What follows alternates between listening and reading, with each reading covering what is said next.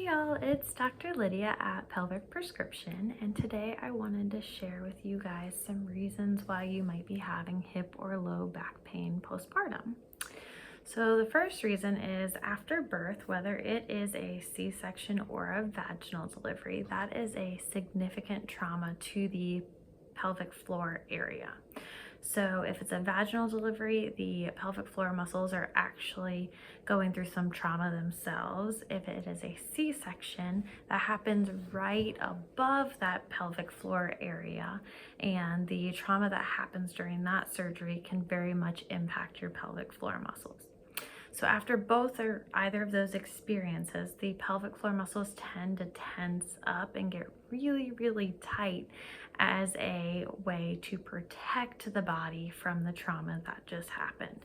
That tension in the pelvic floor can either cause pain in the actual pelvic area, or it can refer to the hips or the low back. Another thing that can happen is your positioning during a vaginal delivery can impact your low back or your hips. So if they have you in that dorsal lithotomy position with your legs jacked way up, that can end up in some hip pain or low back pain.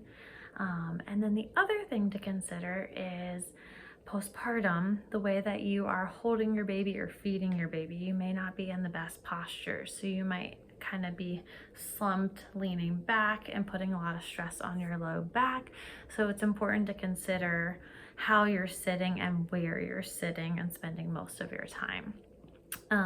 If you're experiencing any of this, pelvic floor therapy can be really helpful, because what we can do is assess your pelvic floor muscles to determine, okay, is there tension here? Could that be causing your low back or your hip pain?